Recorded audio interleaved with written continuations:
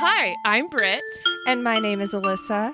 And this is SkeleTales. And this is the podcast where we strive to answer the age-old question of, is my dead grandma watching me?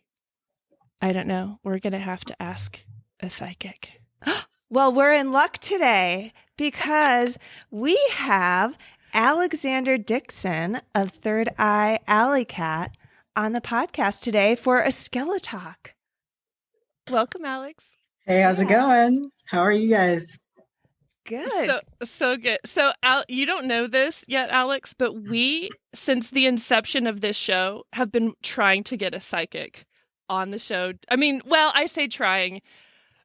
We've been sort of waiting for it to happen. But it's finally come. The time has come. We finally have a psychic on the show, and I'm so excited.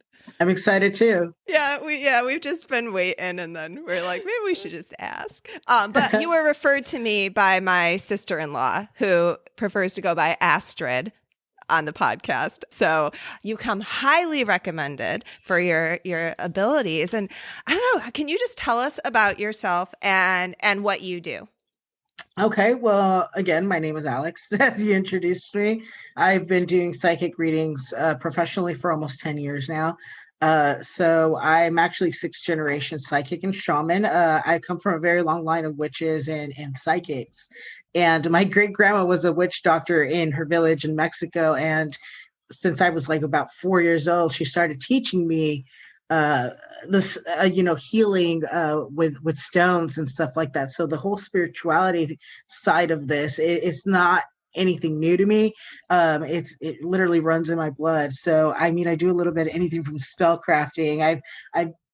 I've done voodoo. I've done everything that you can think of. Like I like to put my hands in everything. And I just like to, I'm like a little sponge and I just want to soak everything up. So I've done anything from psychic readings on my multiple platforms with 5-star reviews. I've been working with all sorts of people from all over the world. I mean, it's really cool. I've gotten to meet a lot of really amazing people through my journey. That's so cool. That is amazing. You've also just knocked out like my first 3 questions for me. I'm so sorry. No, it's okay. I'm like, my mind is blown that you're 6th generation psychic and that you said your grandmother was a witch doctor? My great-grandmother. Great-grandmother. Yeah. She passed away about 2 years ago. She was 100 years old when she passed away. Wow. Yeah. That's amazing. And that was accepted within the village in Mexico? Because I know, like, I mean, in the states, there's like, Salem witch trial. That's back way before. Way back then, yeah. Yeah, but 6 generations. That's a long time. Well, yeah. My mother's side of family, we're Aztec, and we can look back and see and line our family up with them. So I've actually gone to retreats up in Mexico, in Durango, in Mexico. And I've done like retreats and I've done rituals with them. And so I know some like Aztec cantos and stuff, which is like chanting and stuff. We chant to the moon, we chant to the stars, we chant to the sun. And I mean, it's really cool. So yeah, it was accepted. And we all, I was also raised Catholic. So it's very, I see Catholicism as like paganism too, because, they believe in saints, they believe in all this stuff. And we were just kind of all a little all over the place. So yeah, it was accepted. I mean, people paid her for this. This isn't anything new. Like she did the egg cleansing, she did the limpia, she did all that stuff. I mean, this is not foreign to us, especially in the Hispanic culture. Some people still practice that today, and they're very into it. My grandmother's into it. I mean, my whole family knows about what I do, the spell crafting and stuff, and they totally embrace it. And that's what I think is so beautiful about this, that I'm so lucky that they understand us and embrace what I do. That is beautiful. Yeah, that is awesome. That's amazing. I did not know that, like, about like the Aztecs, and I don't geography, history. We think we're not great at any of that. Yeah. So when you were young, was it just one of those things where you were just kind of like, well, this is in the family, so you naturally have this gift, or was there a time in your life where you realized, like, oh, I have the gift, or how did that sort of transpire for you? So it actually started when I was very young. I was always drawn to this. To me, growing up around it, my grandmother and my great grandmother specifically would practice. So to me, it didn't seem like it was anything out of the ordinary. So, and yeah, it was like in the family, but I think it was around when I was like 4 or 5, and I shared this with everyone. Really young. Yeah, so there was a patient of hers or a client of hers that was laying down on a couch, and she had salt rocks and stones all over this person's body, and then was doing a limpia on this, which is a cleansing of this person's soul. And I was just staring and so amazed by it. And as a 4-year-old, I was like, I vividly remember this. I don't remember what I ate for breakfast, but I remember that vividly. Like, it changed my life. She literally grabbed me and grabbed my hand and helped me heal this person. And since then, it just like turned something on in me, and it's just sparked a fire in me. So I think that's when it's really started. And I didn't really start understanding it until later in life, what it actually meant, what it was. And I just thought it was just normal, like it was just a part of our life, of our culture. That's amazing. Yeah. Thank you. I'm kind of jealous. I'm kind of jealous of that. We just had to go to church, and I thought it was boring, and that was it. That was the extent of it. Yeah. Jeez. Do you think that the gift runs in your family? Like, is this something that you and your family members are born with, or do you think anybody can acquire it or study it, or I'm sorry for interrupting. No, I apologize for that. I usually just trail off my questions until I think someone answers. Yeah. Honestly, I believe that everyone is a little psychic. I do believe that it runs in my blood, and it is stronger in my family because we've passed this knowledge along, and not, like I said, not everyone, and even in our culture, not everyone practices this, and we pass this along. But yeah, I believe that everyone is a little psychic. It just depends how open you are to it, and how much you practice. It's like riding a bike or something. Like, if you only ride it once, probably going to fall on your butt, and it's going to be a mess. And poor analogy, but what I mean is that the more you put effort into it, the more you practice, the more you're open to it, the easier it's going to become for you. I think that everyone can do tarot readings. I do truly believe that everyone is a little psychic and can be psychic, but I also do believe that some people are naturally born this way. And I also do believe that it skips some generations too. And it's not uncommon to see, for example, my mother she's not really so tuned into the spiritual side. She's open to it, embraces it, but she's not as receptive to this. But my sister, on the other side, she's a very, very strong medium. But my mom, she's not as intuitive. That's what I meant. She's not as intuitive or sensitive to spirits and to the whole psychic realm and anything. But so I believe that it skipped a generation with my mother, and but my sister and I, we learned from a very young age that this is just something it came natural to us. How would somebody go about honing in on an ability? Like, if they're like, I feel like I could possibly have something, or like, I feel energies, but I don't know what to do with that. What kind of stuff do they do to enhance that? Honestly, meditation is a big key to this. Meditation is one of the best ways to do that and hone in on those gifts of yours. Also, kind of playing with it. Do tarot. Some people are great at tarot. Some people don't understand it. Some people are just clairsentients, which means that they can literally just pull things out of the air, which is something that I can do. I don't necessarily need tools. So you just kind of play, do a little bit of research, try everything until something really sticks and it works for you. Because there are some healers, there are different types of witches, there are different types of psychics, and you kind of just have to put your hands into a little bit of everything and just find your niche, if that makes any sense. So it really you kind of just play with it, just like anything else. And if you're really into it, like I said, it's like you just practice and meditate on it and pray on it, whatever it is, and work on it. It's something that you develop, On that note, what is your focus, I suppose? Like you said your sister is a medium. What is the difference between a medium, a clairvoyant, a psychic, or a reader? And then how does this work for you personally? Okay, so there's a vast variety of different types of psychics. I mean, there are people who receive messages, there are people who receive visions, they're like clairsentience and stuff, clairvoyance. There's so many different categories. So there are some readers who can just do tarot and they don't necessarily receive any visions or anything like that. I get the visions. Okay. So for example, if you were to say, hey, this is what I want to see, I can actually see it playing like a movie in my head. So I can see it playing like a movie in my head, but I can also use tarot. I do believe like Ouija boards or spirit boards and pendulums, stuff like that. They're all tools. So you are the person who's actually the gifted. These, it's like, yes, there's power behind them, but they're just tools, and you utilize them to assist you in doing the readings. But you are the person you're the gifted one. This power comes through you, and these objects are just assisting you. So there's readers, there's palm readers, there's so many different types of psychics. There's literally nine to 10 different types of clairsentience and clairvoyance, and I can go on and on and on.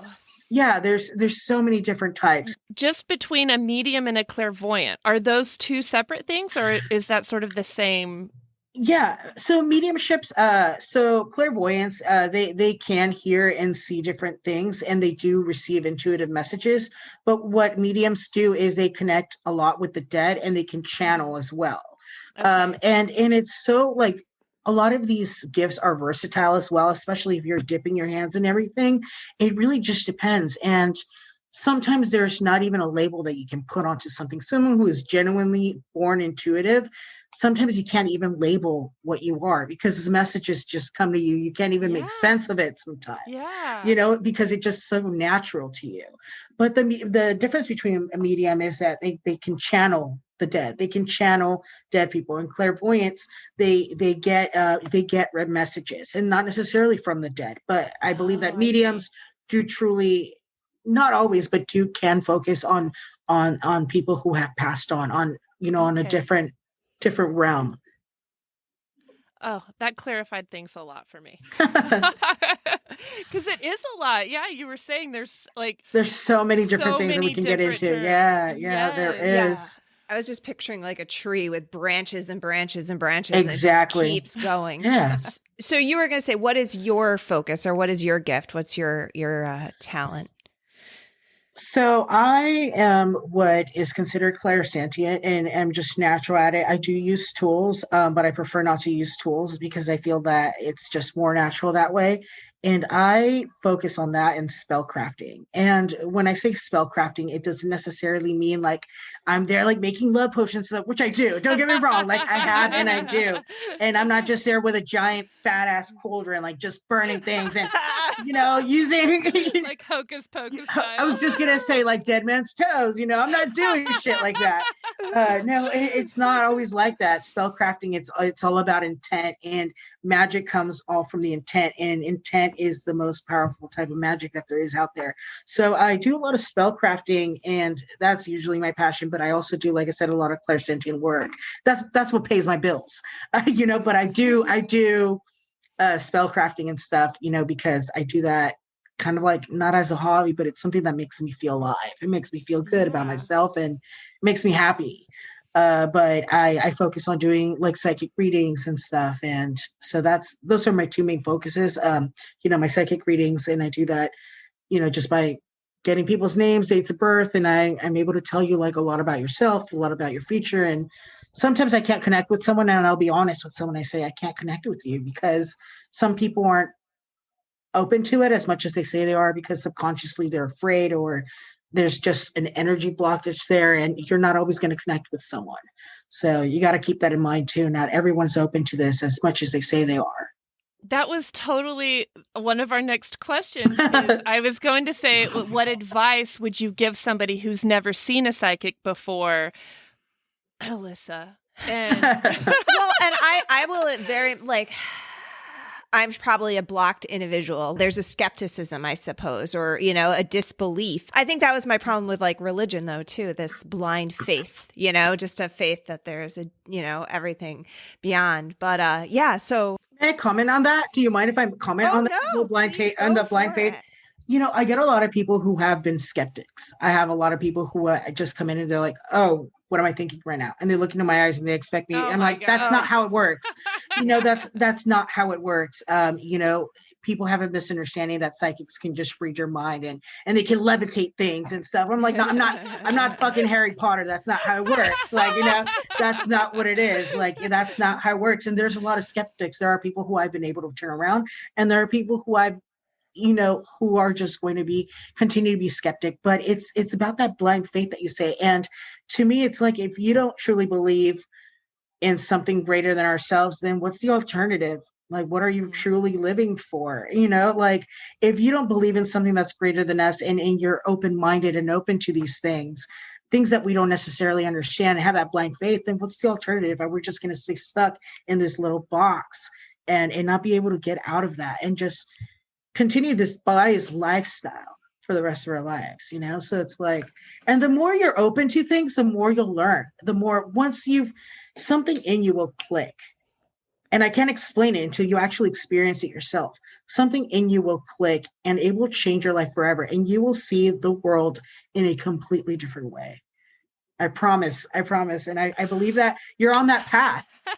I think I have a fear that there's nothing more. That's probably, like, again, this is part of why we started the podcast. Probably it was just like exploring this. I just have a fear that there's not anything more, but I am amazed because I do see evidence of, you know, through coincidences, through all sorts of just, you know, serendipitous series of events, weird ass dreams, synchronicities and stuff. Yeah. Yes, exactly. Absolutely. Exactly. Yeah. As far as people looking into a psychic, I mean, do you think that there are frauds out there?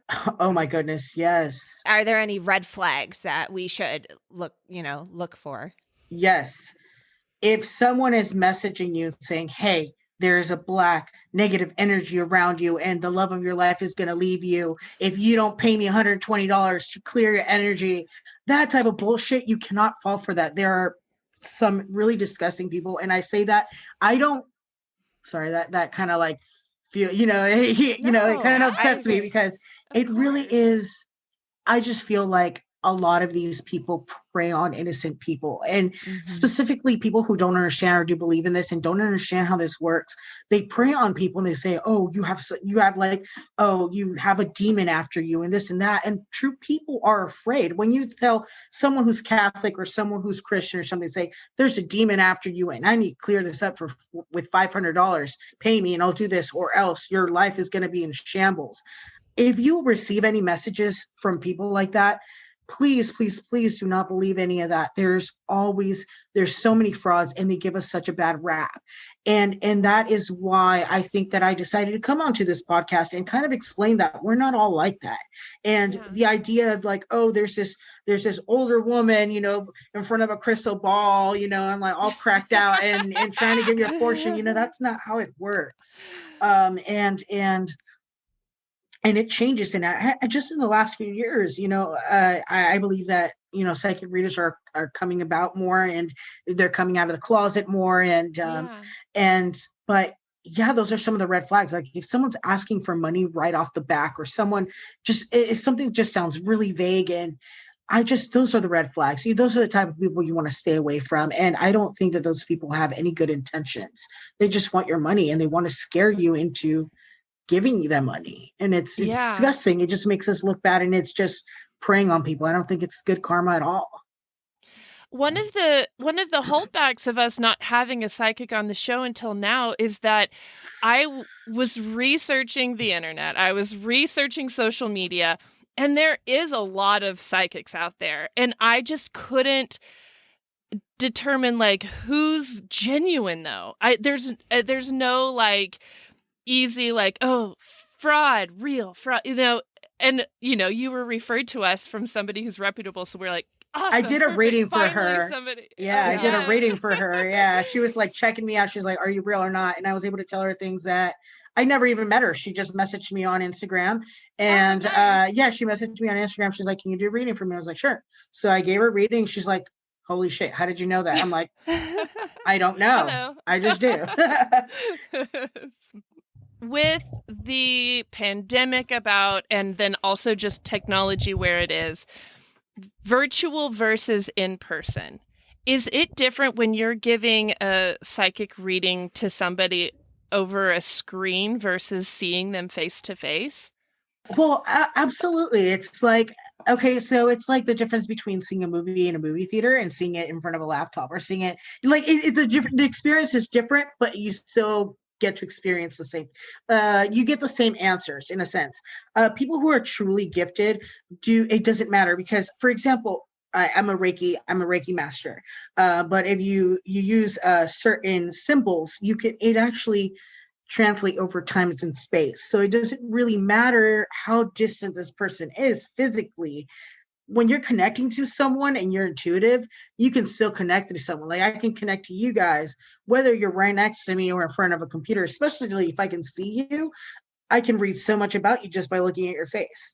If that makes any sense. Is it harder though? Yes and no. It really depends. It really depends on how distracted the person is. It really depends on how many energies are around them, because you don't necessarily see the person. So you really need to hone in on that person's energy. So if they're like in a room full of people, yes, it's a little more difficult to pick up on that. But you don't really necessarily know the situation. But yes, it is definitely harder, but it's totally doable. I do it all the time. All the time. Yeah. Yeah. Yeah. Okay.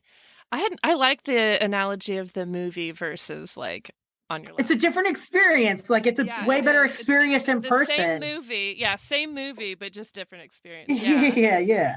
And I guess it makes sense too, because I mean, I feel like you have a really good energy just talking to you. It's not like we're talking to a robot representation of Alex or something, just because it's, through the computer. Like, we can get your vibes, the good energy coming off of you. Thanks. So you mentioned earlier that the Ouija board is a tool of, that you use sometimes.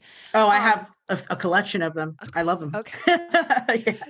So I guess my question is, are we risking inviting dark spirits or opening the pits of hell up in our house if we fuck with a Ouija board?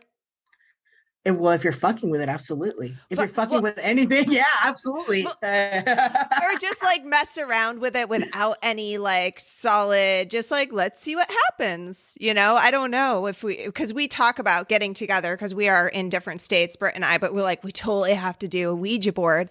Do we even have any specific questions, or like, are there any spirits here? Right? It's probably we would go with. I think I would just hone into my middle school self and be like, tell us. It kind of reminds me of us, like, like a scene from like The Craft or something, where we're like trying to get into our witchy spiritual side, and we're like, let's just fuck around with whatever we can find. Exactly. Yeah. So there's a right way and a wrong way to do a Ouija. Is that what you're saying? Absolutely. Okay. Even though they are tools, a Ouija board it can be used as a portal. So you need to be very careful. I believe that you need to do a lot of research and be prepared for anything. You also want to be able to protect yourself.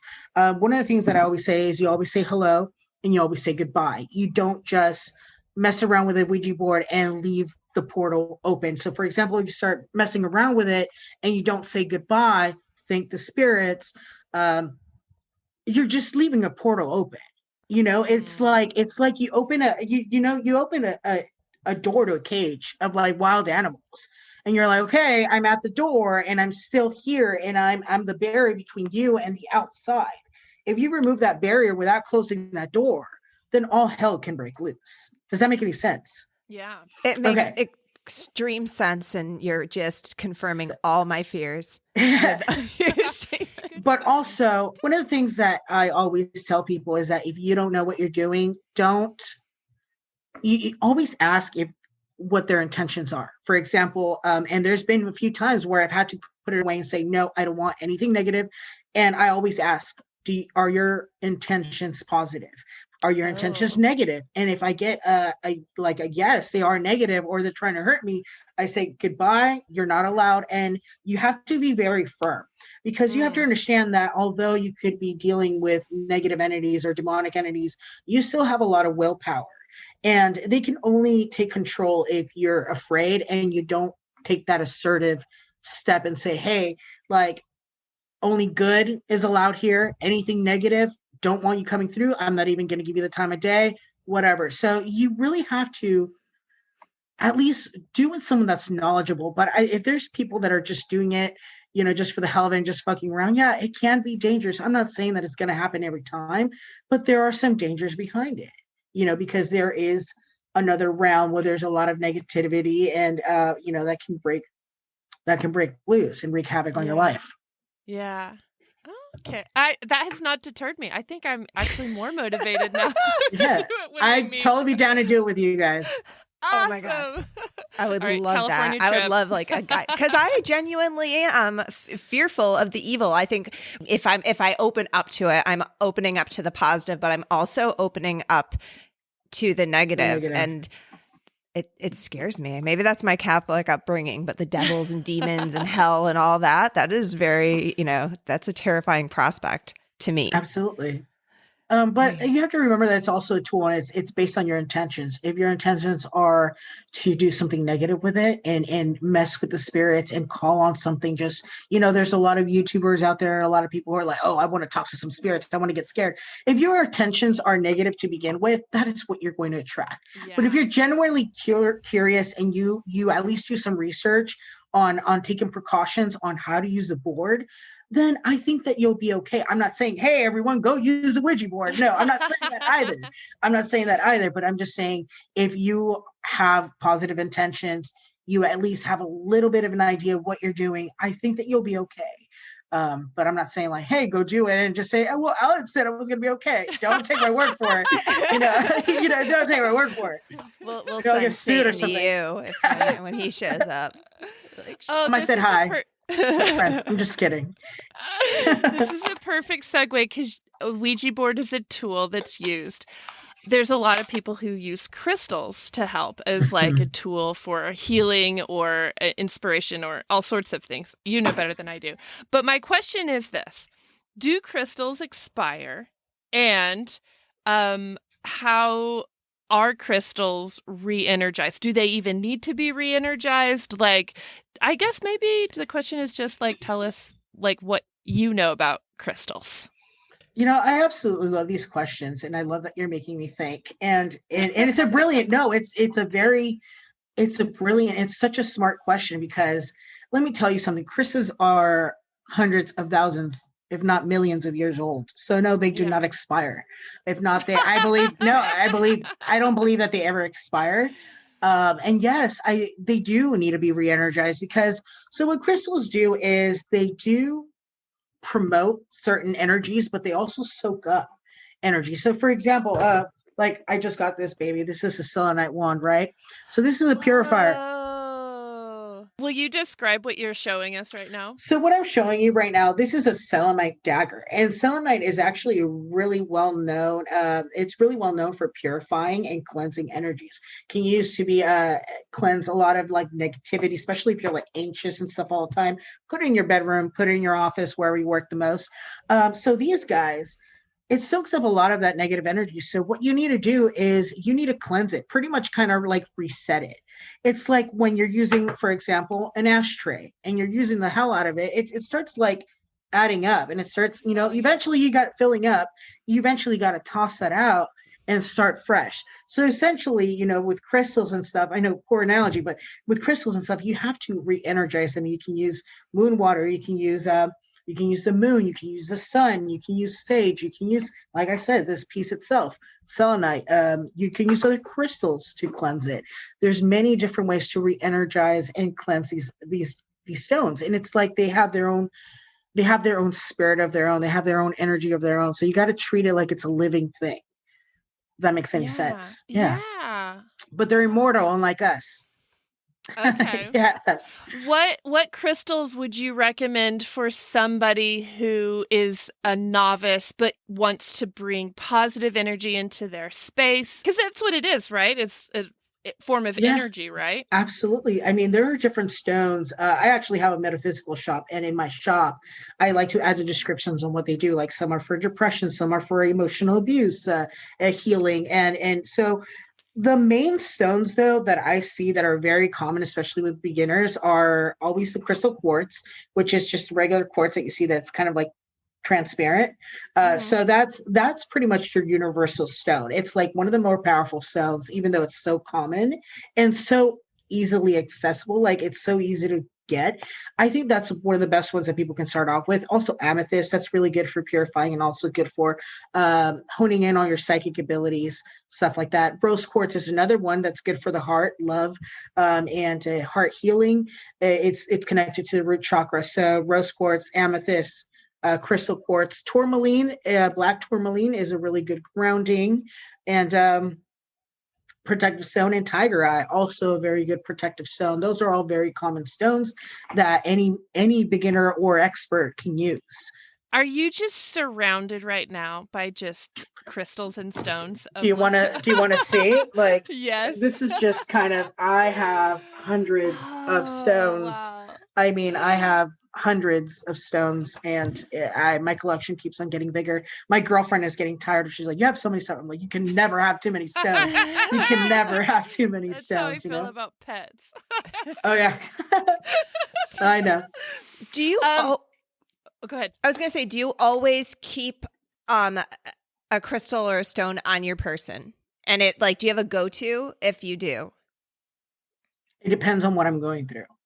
Yeah. So a lot of the time is I have a lot of energy. Sometimes I'm very energetic. I talk a lot. I overshare and stuff. So I like to keep myself grounded a lot. So I definitely use the black tourmaline, black obsidian. I use tiger eye. I like to keep that on me almost all the time.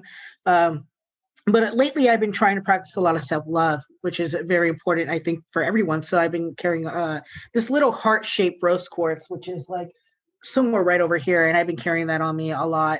But it really just depends on what I'm going through, what I need. If I'm feeling a little depressed or anxious, I'm going with a carnelian egg, or I'm going with something else. It really just depends. But it's kind of like, it's like a vitamin or something you can take to enhance that part of, like, kind of like aromatherapy. When you ship out your crystals or your stones, do you having the ability to do this, do you sort of re-energize those before you ship them out to whoever's getting them? I always 100%. So I always make sure that I cleanse them. I make sure that, because I've been handling them, I always try to wear gloves, just because they are like I said, they're like little sponges and they absorb all that energy. But I always make sure that I cleanse it and energize it before I send it out. So it's kind of prepared, because I have buyers from beginners to experts alike, and so I just kind of, it's kind of like, when you used to go and rent movies and then you kind of rewind please rewind this videotape. I kind of just do the work for them because it's just convenient for them, and it kind of just kickstarts the, whatever the stone is promoting. So I just try to do everyone a solid, like your Instagram is like, goodness, it's like a candy shop of just there are so many goodies and interesting things. Like Britt and I really honestly almost have no business starting a paranormal podcast as far as our knowledge base and all of this. I guess we've fallen under this paranormal umbrella, but the occult, or would you consider, what is it, the occult, or is that an okay term? Is that what you would refer?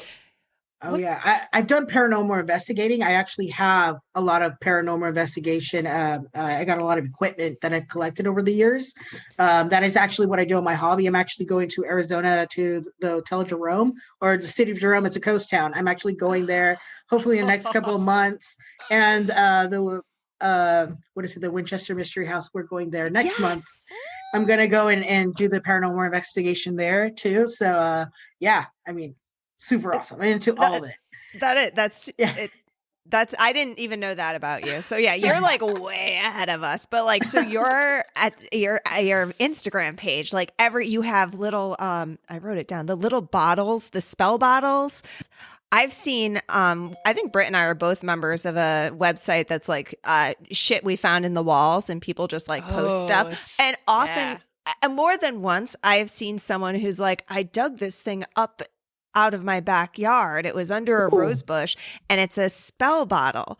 Like it's a bottle with it, or someone was calling them witches something. So if someone were to do this, encounter something like that, you had, your reaction was not a good one when you went, ooh. So yeah, usually, well, it depends. Usually when you're trying to hex someone or something, you're like, oh wow, yeah, their expression just tells me everything. So whenever you're trying to hex someone or something, I'm not going to go too much into details, but I help someone have their neighbor move out because they're just all over the place. You kind of have to bury or put something, whatever whatever you do, it has to be like in their vicinity and their home, and you usually bury it to kind of conceal it. So you kind of conceal it. So it depends on what the contents of the bottle was. Sometimes people just bury it to kind of keep it in a safe place, or sometimes they just want to regenerate it, or have Mother Earth kind of energize it and stuff. So it really just depends. But usually when they find something hidden, you don't want to touch stuff like that, because you don't necessarily, if you don't know what you're doing, you don't know what you're opening. Like I've seen lots of videos and stuff of people just like finding little bags with like bones in them, and just like stuff like animal bones and like different herbs and stuff, and you don't know what's in it. So you just need to be very careful about just finding things, be like, oh look, this is cool, and just to just for the hell of it, make a video of it. Yeah, you could be like fucking yourself over by doing that. Don't. Would you say to just have that person leave it? Do not dig up that mysterious, awesomely vintage bottle that is like. If you don't know what it is, if you truly don't know what it is and you don't know what you're doing, I would say just leave it alone. But if it's someone, for example, like I've gone to clean people's houses and stuff like that, if you were to find it or have someone else dig it out for you, then that's different. You do want to take that item and remove it from your area. It's kind of like, it's a damn it if you do, damn it if you don't kind of thing, because you don't necessarily know the contents of the item. For sure. So it's really hard to answer that question, I guess. But I would leave it alone for the most part. Yeah. So after you got this neighbor to move out with this, did you go back and retrieve I'm assuming, was it a spell bottle afterwards? It wasn't, and it was actually some hot footing powder, and she put it in this person's snow box, and she put it and if you're listening, you know who you are, but don't say anything. I promise I'm not sharing your name. But this person, I told her what to do, and because she actually lives she lives on the East Coast, and I'm here in California, so I just told her what to do, and this individual ended up moving out. So it worked. Yeah. Oh my goodness. So it took about 2.5 months, but it happened. Yeah. Nice. Ooh, this actually kind of like transitions to a question that I have. Is that, Alissa, you kind of seemed like... Oh, I could ask about hexes and curses all day. I think I've realized. I got all sorts of questions. But yeah, no, go ahead, Britt. If you were in public, maybe this isn't a perfect transition, but it's a question I have, so I'm just going to ask. Just go for it. If you're in public, and maybe this has happened or not, but you have a vision or a sight of something with somebody that's near you, and I have to imagine this has happened to you before in the past, since you are sensitive to these things.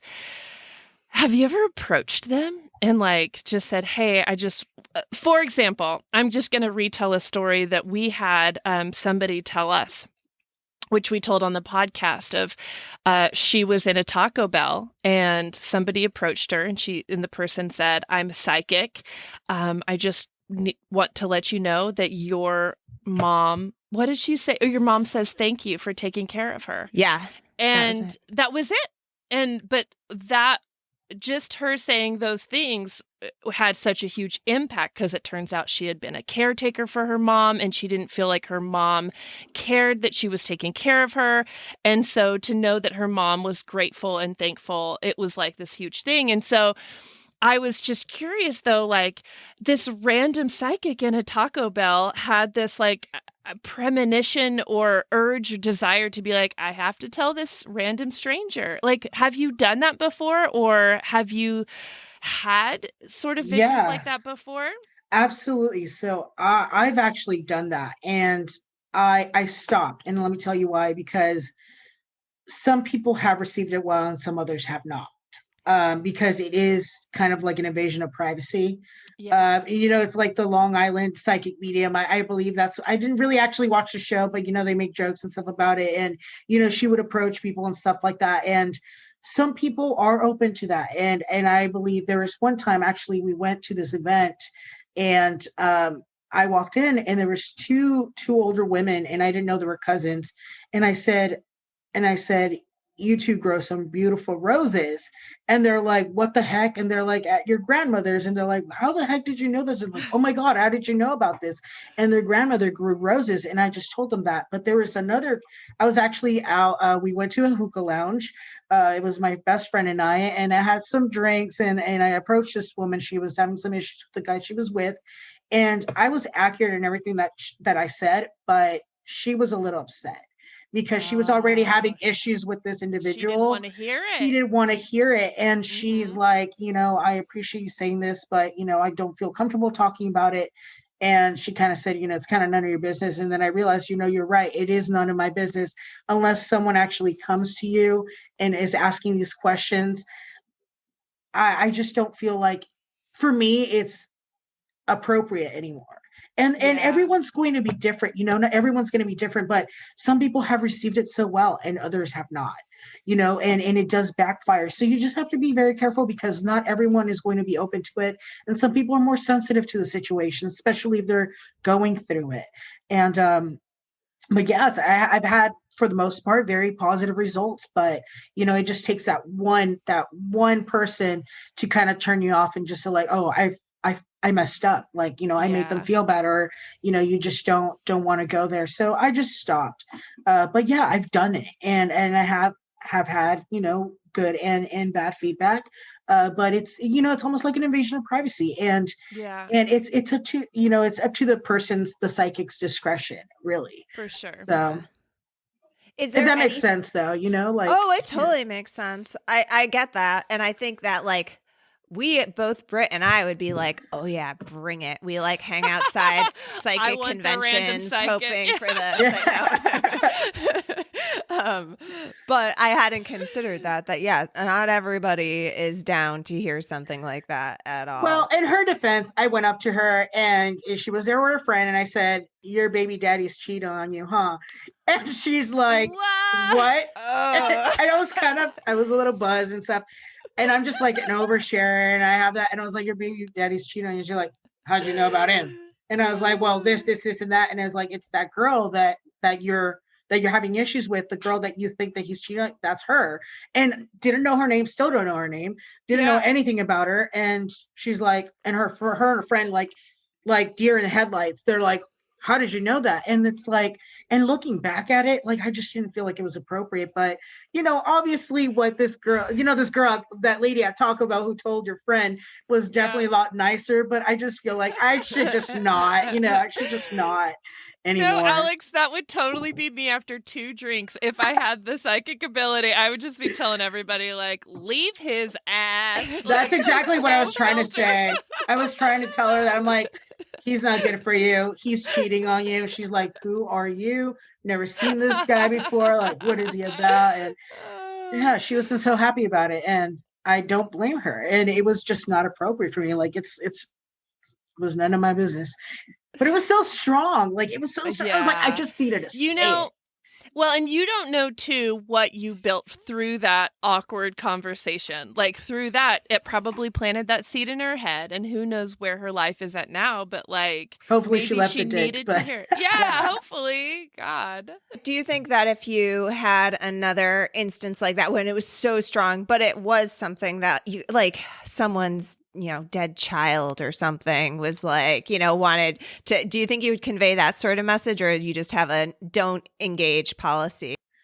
I think that I would make exceptions. It's like, you make exceptions for for a lot of different things, just kind of like on a cheat day, like I'm not going to have donuts this week, but then on a cheat day, I'm going to eat whatever the hell I want. It's like, I think that there's always an exception. And I think that's why you need to practice mindfulness and practice and meditation. And I just want to uplift people and I want to brighten up their days, but I don't want to interfere in their daily lives and just kind of ruin their day and stuff and add on to the stresses. So I'm not doing that. But yes, if it's something positive, like a dead relative or something like that, absolutely. I think that I would do that.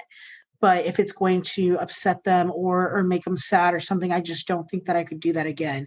I learned my lesson, and that's just not what I'm about, so. I love that your cheat day is rogue psychic readings. Rogue psychic reading. Good news. I'm going to send you some good news. You get some good news. It's like the Oprah of psychics. Yeah. Like, you get some good news. You get some good news. You get psychic readings. Yeah. I love it. So, when I was younger, probably started when I was about 8 and went till I was about 16. I was able to see things. Like I saw several spirits. None of them necessarily would like talk to me or anything. It was more just like, now I know the term a residual spirit of, a spirit that's just passing by. Or there was one time where a spirit was just staring at me, but then quickly vanished. But then when I was about 16 or 17, it just stopped. And I don't know if that's because I got older or busier or what. But do you think that was just maybe because I was like, that is kind of like your, what is the puberty time of like changing, so many hormones changing, and then that just like it's gone? Or do you think that's something that like, do you think I could see something again? And if so, like, what would I do? Did I just have to like meditate more? I don't know. Like, what are your thoughts on that? So, I do believe that there's a lot of factors in this. So yes, I do believe that after a certain age, if you're not regularly practicing, I do believe that can go away. And there's a level of innocence when it comes to kids and animals. That's why they say that animals can see things that we can't, or kids can see things that we can't. After you hit puberty, like you're when you're really becoming an adult, I really do believe that a lot of people stop experiencing these phenomenons, that like they did when they were kids, because that innocence is gone. And you start focusing, when you're becoming an adult, you start focusing on bills and school and college and a family, marriage, relationships. So you start focusing on more external things instead of internal things. You're not so much focused on your feelings and who you are, because when you're a kid, you're kind of like just taking care of like you're kind of just living life, and kind of experiencing everything. So there's like a level of innocence that kind of fades away when you start becoming an adult. And yes, a lot of those abilities do fade if you do not practice. And I do believe that everyone is intuitive, especially if you saw things before.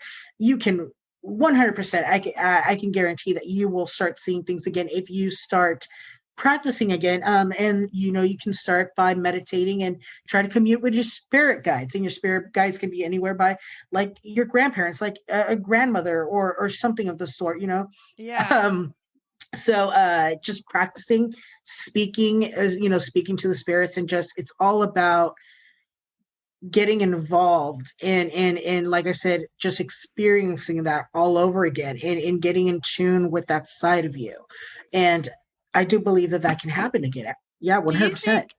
Do you think that by speaking with a psychic, or even just talking to you, like if you and I have a session, like that's something? Because I know Alissa did.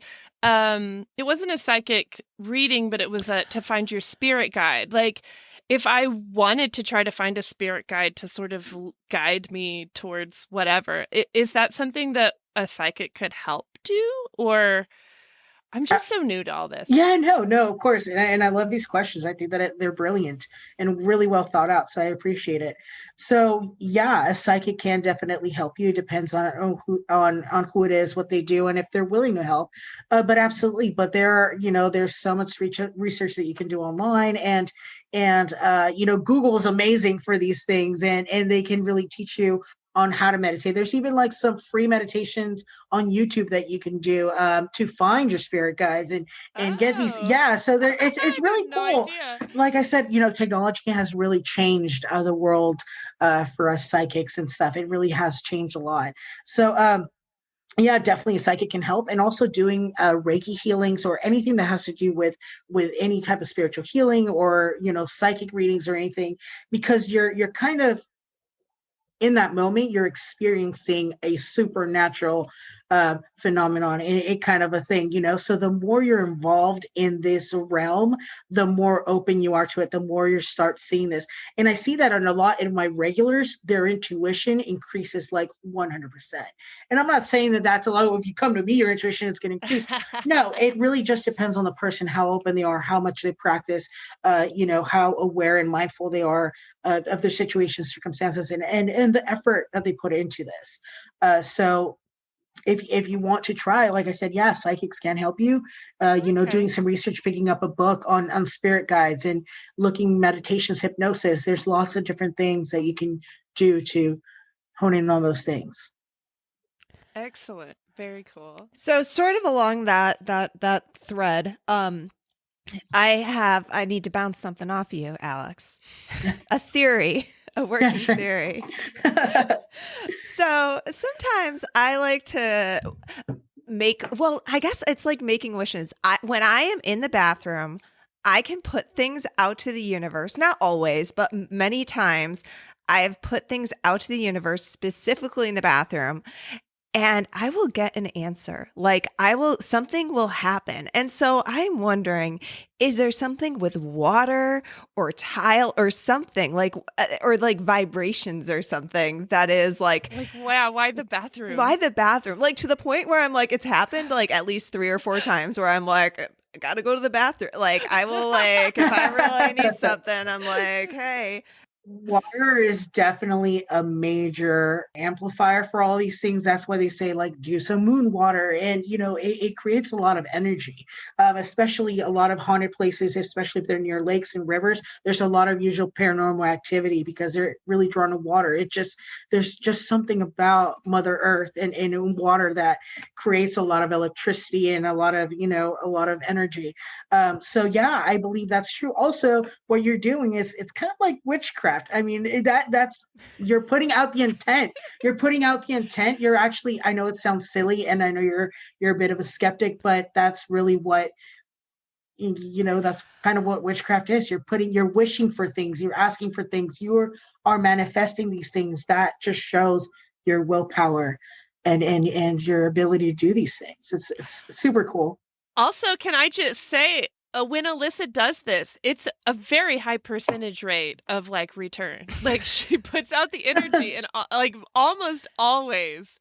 It's also in times of distress. I think that's it. It's when I'm feeling very upset about something and I'm just universe, I need a sign. And I do believe in manifestation. So I'm not completely closed to all of it, but I do see positive begets positive and negative, I can see that in my life and I really try to practice that. But yes, when I'm really in distress, often I'm just what universe help me, give me a sign. And then within a day or something, I usually get something crazy. That's awesome. And I think that's when it happens for everyone, because we're so busy on our day-to-day lives and we stop.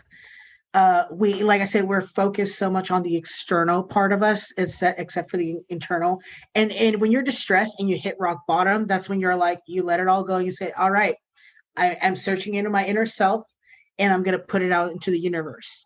You're really digging deep and you're I got nowhere else to go but inside myself. And that's when you start putting your real self, your real energy, that truth, and that's when you start attracting what you truly need. The universe listens, but you need to allow the universe to listen to you too.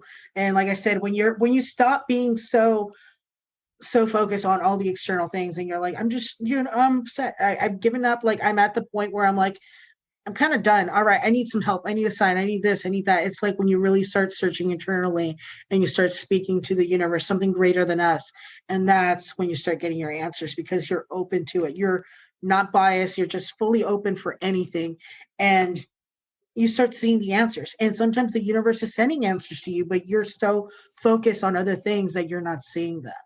But it's that vulnerability. I think that's what I was thinking. When you're I vulnerable. just wrote down Yeah. vulnerable. That's what. Yeah. This is what like, happens when you interview a psychic. See?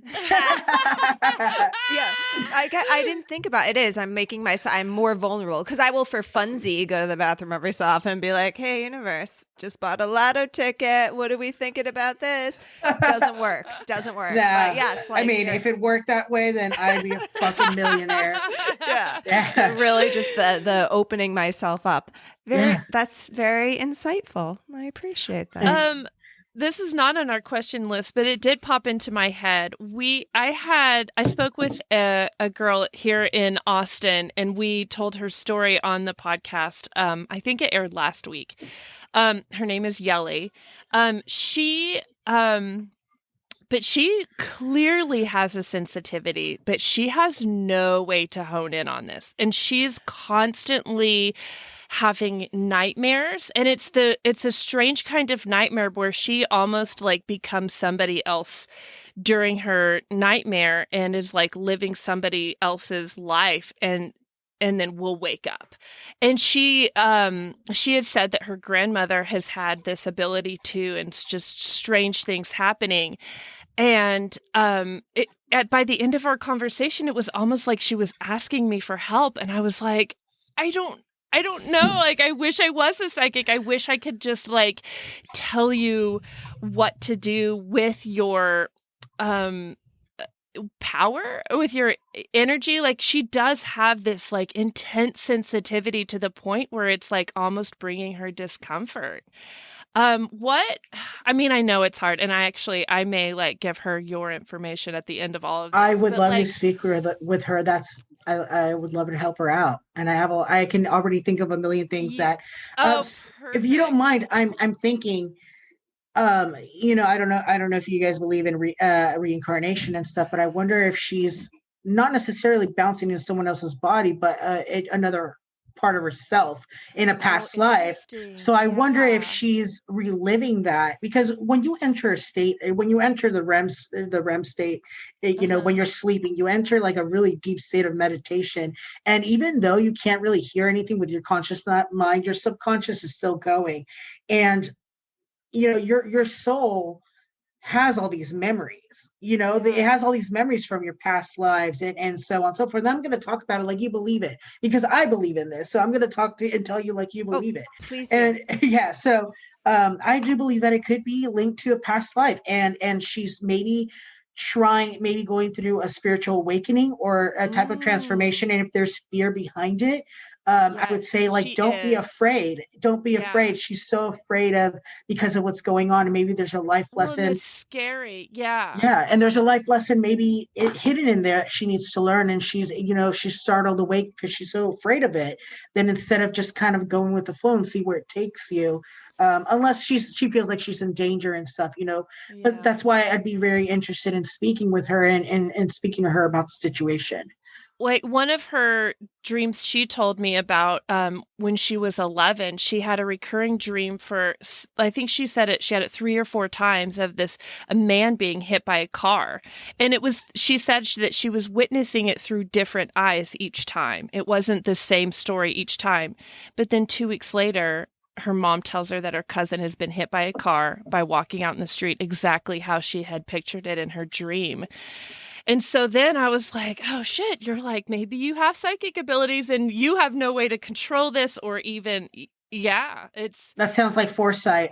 My sister actually has the same ability, and she actually, and not to bring her up, but she actually has this thing. One of her friends, really good friends, just passed away back in December, and she had not spoken to him in like 5-6 months. And she looked over and said to her husband, like, hey, I think this person's going to die. And that sounds really messed up because he's like 2 years younger than I am. And she just turned 30. So she was like 28. What do you know? Not even 3 weeks later, we got the news that he and 2 of his cousins ended up passing away. And she's been able to vividly see people die, and it transpires. Or people who have died in the past, she's able to say how they died, of people she's never even met. or names she doesn't even know. So it could be a sign of foresight. So maybe it isn't a past life, but it is an ability of hers. And I believe it. Yeah. I think that grounding herself and taking care of, practicing mindfulness, practicing self-love, and practicing a lot of grounding, I think that's very important, and it can help her excel in it, or at least control it a little bit more. Yeah, if you're open, I am definitely connecting you guys. Please. Yeah, yes, I would love to speak with her. I think she needs it. Yeah. Yeah, we've been hearing at least a handful. I was going to say a lot, but at least a handful of stories of people who are having unwanted experiences and encounters with spirits or visions, and they don't know what to do about it. And it's like, it makes, we joke, we're like, oh my gosh, how great would this be? You seem to be in a good place with your abilities. They do not. And then it's like, wait a minute, maybe I don't want any of that, But it's not always this way. I know that I've taken a lot of time and I've had a lot of practice, but I've also had some negative experiences, and it doesn't mean that I haven't had or will not have negative experiences. Like, I do a lot of paranormal investigating, not as much as I like to, but like I said, I've used spirit boards and ouija boards, and I've had some pretty negative experiences. It's like living your everyday life. You're going to have some good days, you're going to have some bad days. So not everything is going to be positive. Not every experience is going to be positive. So yes, I'm pretty grounded, and I make sure that I take care of myself, and I practice, like I said, mindfulness, and I try to keep myself level-headed for the most part.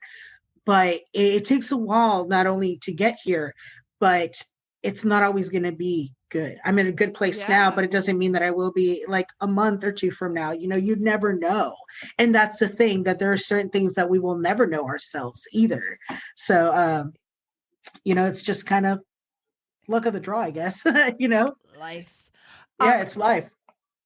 On that note, so you do paranormal investigating. Yes. We have written down as a question, do you have a memorable ghost story that you would like to share or encounter? Maybe Britt's psychic. This was your question, right, Britt?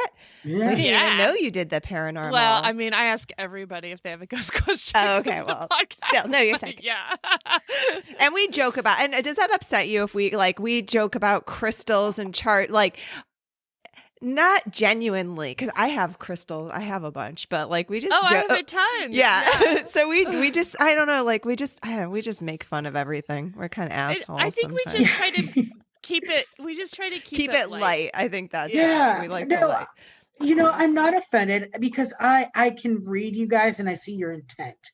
You're not trying to hurt anyone's feelings. You're not demeaning me by any, you're not, saying anything derogatory. You're not trying to make me look stupid. We're all going to have different ideas and different beliefs, and you might believe in certain things, and that I might not be believing, and that's okay. And what my purpose and why I decided to do this is, it's just to educate. It doesn't mean that you're going to go and practice and be a psychic or play with a ouija board or something. Not play, but utilize. We are doing all these things. I am doing every single thing right after I have a list. I have a list. Yeah, to do. we're into it, and you are teaching us a lot. No, and honestly, that it's all about education, and it's all about enlightening people, and just sharing my stories, and I want people to share theirs with me, and I'm still an open book, but I also want to learn. Like I said, I'm a little sponge, and there's going to be people who are going to know more than me, and there are certain things that you guys know more about than I do, but no, the way that you guys are doing it, it's very innocent and playful. It's not something that's offensive, and like I said, that's why I felt like I decided that this is appropriate. I was called to do this, and so I'm doing it, but I'm not offended, and I think it's cool. Yeah. All right. Thank God. Thank you. Validating. So we don't want to fun. We just like to have fun. No. Okay. But do you, I mean, especially now that we know that you have done paranormal investigation, has there been an experience that has just kind of like shaken you, where you're just like, that was insane? Multiple. But there's one in particular. I was actually, while I was any paranormal experience, or while I was investigating? Whatever. No, any. Okay, no, actually, I'm going to tell you this one. So one time we were actually very unprepared. This is when I actually first started, and I was younger. I was like 20, 23, 24, and I was like, oh, let's just fuck around. Let's go to a cemetery here in Clovis, California. This is up in the Central Valley. We went to a cemetery, and we're like, all right, we're just gonna go and fuck around and ask a bunch of questions, just like little assholes, just kind of like, just kind of playing with it, because it's when I first started. Yeah. When I first started like doing paranormal investigation, when I started really getting into it, I was such an amateur and I was doing everything wrong. So we went and we started seeing shadows in the cemetery. And my friend, Jessica at the time, was wearing a cross on her. She was wearing a cross. And all of a sudden there was like this figure. It was like a silhouette of a woman, but it was like completely dark. And usually if you know anything about paranormal stuff, that if it's a dark shadow, it's usually negative. It's more opaque if it's like lighter, blah, blah, blah. So usually something like shadow figures are demonic. So her cross fell on the ground while we were staring. Oh, I literally got goosebumps. Ooh, I've got goosebumps, and like the hairs are standing all up on me. Anyway, so we were staring at this figure, and it looked like it like stood up like a little higher, and it was just really slender, tall. For some reason, we thought it was like a female figure, or we felt like it was a female presence. And her cross fell, and she turned. She's like, Alex, my cross just fell, just like that. I'm like, oh my God. And then we're like, okay, we got to get out of here. It's getting dark. We need to get out of here. We started walking back, and it felt like something was chasing us. And we went from like a walk to a full on sprint back to the car. And we could not get out of there quick enough. And it wasn't the scariest one, but it was the one that made me the most uncomfortable. And that was like one of my earlier, but I also have, and I could actually send it to you guys. We did the Queen Mary here in Long Beach. My sister actually got some audio that's actually in their archives now, and they're actually showing it off and playing it for people. What? And there's a ghost that actually responds, because he actually passed away, forgot his name, but he passed away because he was crushed by an elevator. And my sister was communicating. She was like, I wonder if he's here. He's like, I guess not. And there was another girl. The medium sister, the sister who's a medium. We actually have the files. I can send it to you guys, and you can actually see this, hear the spirit say thank you. And the guy Matthew, he's actually been on paranormal shows and stuff before. He does stuff in San Diego and here in Long Beach. Not anymore because of the pandemic, but he's actually really well known in the paranormal community. He actually went ahead and enhanced it, and he's like, okay, I need to check this out. And he's like, are you sure no one tampered with this and stuff? No. He's like, this is like what I would call a grade A EVP. And the guy, the spirit says, oh, thank you. Like I played it. So 2 years ago, we had a Halloween party, and I played it, and everyone's face just went blank. They're like, oh my God, we freaking heard it. And that's like our pride and joy. I think that's like the best evidence we've ever caught. So there's a lot of experiences that I had. Yeah. And I'm going to send it to you guys, because I think God, I'd love to hear it. Kick out of it. You're going to get a kick out of it. Can I share another story with you guys? Always. So in this office alone. So there is this man in my office that kind of lingers around my office. So I did some research after I moved in, and I told my girlfriend actually cried one time because she's like, did you just stand up? And I turned around and I was like, what? She's like, oh my God, that wasn't you. And I was like, no, it wasn't me. So I found out that, so my apartment, the way it's laid out, so it's, you go into the entrance of the apartment, and then there's an office, and you go further, there's a bedroom, but then towards the end, there's a balcony. There's this guy, his name was Jay Smith or something like that. He was an older African-American dude. He was shot right in front of my balcony. And I feel like that is the guy. I actually posted up on my Facebook and my social media about it. And so many people were like, oh my God. And I can actually prove, because I said, okay, well, I've been seeing this guy, this really tall, like, figure in my office. And people were like, oh my God, that is so cool. And then I Googled this guy. I don't even know how I got to this guy. He died back in 2006. He was shot. He was here from out of town. He was visiting some family. He was parked right front, and it was a drive-by. He was shot in the heart like 3 times. Yeah, they just shot him, and he got shot in the heart. Like, like a really close range, and he was just there at the wrong place at the wrong time. Literally happened right here, and I feel that he still lingers around here. So because it was just sudden. yeah. Oh my gosh, Alex, I feel like we could talk to you for days. I have so many questions. I love it all so much. I've heard some very compelling stories about reincarnations.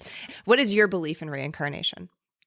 So my belief is that once you pass on from your physical form, time works differently. There's no real timeline. It's kind of an all-in-one. Like you can die and then reincarnate into the 1400s, or you can die in the 1400s and reincarnate in 2021. So I just believe that time has a different type of, it just works differently in a different realm. Like I believe that we're in just one dimension, but I believe that there's other dimensions that, or other realms that we just simply have not tapped into, but we're, time is relevant, but it's more of a human construct, so we can, so we can run our businesses, so we can live, society.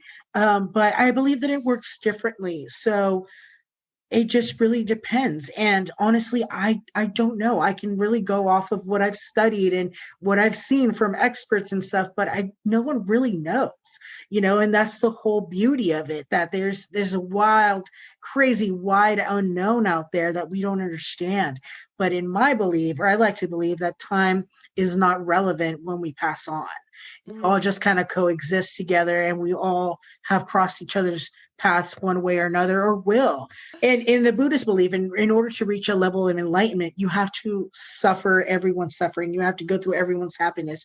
You pretty much have to go through every life that's ever existed in order to reach that level of enlightenment. That's why there's only a handful of fully enlightened beings, if that makes any sense. And so it's a tremendous amount of lives that you live and stuff. And some people are older souls. Like, have you ever met a 7-year-old and you just feel like you're talking to an old person because they're just so smart, and they're so, you just feel their energy. And I truly believe that time is irrelevant when you reincarnate, if that makes sense. So it's really interesting. I love that answer, and I love that view of it. I love the idea of the dimensions and going back in history. We can talk about this for days and months. I love it. Yeah. It's a human construct. Yeah. Yes. Okay, so we are getting a bit late on time. Our final question that we ask all of our guests is this: what 3 objects would we need to bring to summon you from the afterlife in our seance? Okay. So a cat, a bong, and caffeine, and coffee. that's me. Yeah. Oh my God. I'll be right there with you. Yeah. Yes. I'm a major stoner. Can't go to sleep without weed. I cannot function without my coffee, and I just have to have a cat. I have to. Hell yes. The best I love accessory. this seance. I am so there 1,00000%. I love it. We're going to have a party. We'll have a party. Dude, yeah. I'll bring the That is munchies. so I'll bring the snacks. Awesome. Oh, that's great. I love it. Well, Alex, this has been such a delight. Oh my gosh. Like I said, I feel like we could talk for days. So can you tell everyone where they can find your shop, your Instagram, what you have, any events you have coming up? Yeah, sure. So if you'd like to hear any other crazy theories that I have, or, just look at my product, I have a metaphysical shop on Etsy, and it's Third Eye Alley Cat. It's all together, no spaces. And also you can find me on Instagram. It's Third Eye _Alley Cat. And, I have a bunch of videos and teach you how to make moon water and all that stuff. And I do have some events coming up in Southern California. I'm doing the Block of Orange, where you can come and talk to me, and you can buy stones or just say hi to me and just check out my stuff. What are the dates of that? Oh, so it's actually going to be, I'm doing it varies. So if you go to my Instagram, I usually post it. Like I'm doing one on, I forget exactly what day, but it's about every Saturday of the month, except for the fourth Sunday of every month. I'm in Torrance, California at the Del Amo Fashion Center. So it really just varies. But if you go to my Instagram, I'll definitely post it there, and I give people a heads up. And I've had people like this I did my first one just a few weeks ago. And I had people come up to me and say, hey, we saw you post this up, and they came and said hi and bought stuff off of me. And some people just wanted to chat, and it was pretty cool. It was really, really cool. It makes me want to go to California. I know. That's what I'm like. Yes, I would have a blast with you guys. We would have a seance. We would do some Reiki healing with some crystals. Yeah. Yes. Oh All my of gosh. it. I would love that. Yes. So if you're in Southern California, go check it out. If you have some great stories, we have an email. Alyssa knows it. It is SkeleTalesPodcast@gmail.com. You can also find us over on Instagram at SkeleTales Podcast. We're on Twitter. We're SkeleTales Pod. We're all the places. We are also over on Facebook, our Facebook community. Yes. Or you can call us 302-689-DEAD, 302-3323. Yeah, our hotline. A hotline. That's right. It's not a psychic hotline, though, so you do not be prepared for that. Oh my gosh, Alex, I had so much fun tonight. I did too. This was awesome. Thank you so much for the invite and listening to my stories. Oh my God. Yes. All day long we'd listen to your stories. Oh, so hey, at the end here, our sign off is haunt you later or haunt y'all later, whatever you're most comfortable with. But we would love for you to be able to sign off with us. I'd be honored. I'd be honored. Yeah. Right. Thanks. Haunt y'all later. Haunt you later. Take care, guys. Good night.